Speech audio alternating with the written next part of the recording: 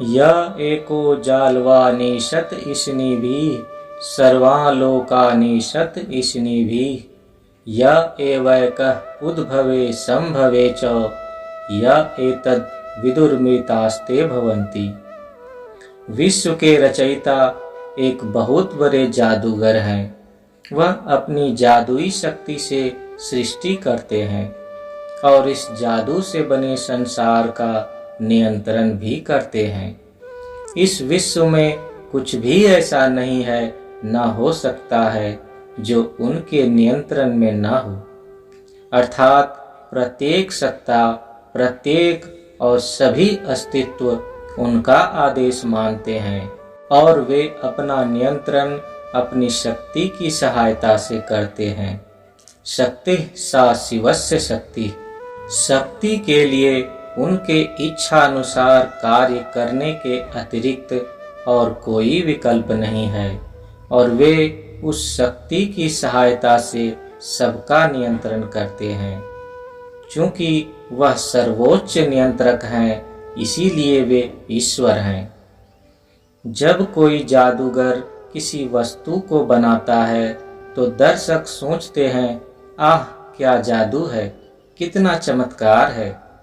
किंतु जादूगर उस रहस्य को जानता है। जादूगर जानता है कि यदि दर्शकों में से कोई जादू का अंदरूनी रहस्य जानता है अथवा जानने का अवसर पा गया है, तब उसे धोखा नहीं होगा, वह चमत्कार नहीं होगा और मात्र जब तक जादू का आकर्षण है तभी तक वे इस जादुई संसार के प्रति आकर्षित रहेंगे। उसके बाद जब जादू का प्रभाव चला जाएगा तब वे कहेंगे, नहीं नहीं, मैं यह जादू अब देखूंगा नहीं, मैं दर्शक नहीं रहूंगा, जादूगर के दल में शामिल हो जाऊंगा, मैं अब दर्शकों के दल में नहीं रहूंगा।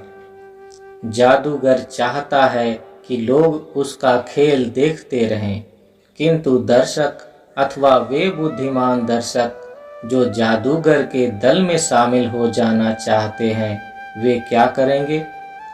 वे जादूगर से प्रेम बढ़ाना प्रारंभ कर देंगे और उसके दल में शामिल हो जाएंगे। उस दल में शामिल हो जाने के बाद जादू का हर रहस्य उन्हें ज्ञात हो जाएगा। यह एवैका उद्भवे संभवे च। यह सब जादुई अभिप्रकाश, जादुई खेल उनमें ही अपना जन्म पाते हैं।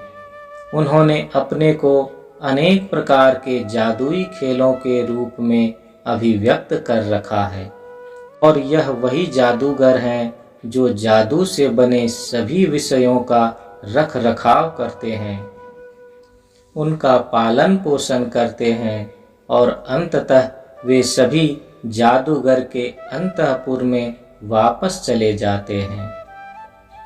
या एतद् विदुर्मृतास्ते भवन्ति।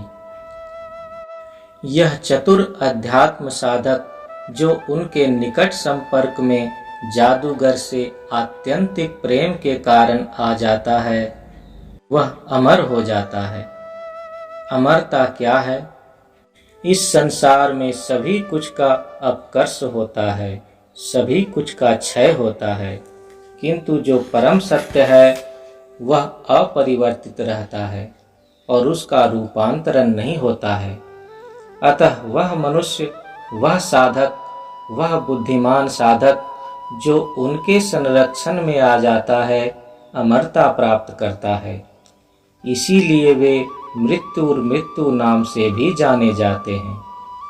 मृत्यु के दो अर्थ हैं। पहला यह कि जो उन्हें प्राप्त कर लेते हैं उनका पुनर्जन्म नहीं होता, उनकी मृत्यु महामृत्यु, अंतिम मृत्यु होगी। दूसरा यह कि वे मृत्यु की भी मृत्यु हैं, अर्थात मृत्यु यदि उनके समीप आवे तो वह स्तंभित हो जाएगी, मृत्यु को मर जाना पड़ेगा। इसीलिए कहा गया है अमृतास्ते भवन्ति। जो उन्हें पा जाते हैं वे अमर हो जाते हैं। श्री श्री आनंद मूर्ति, पटना, 15 सितंबर 1978।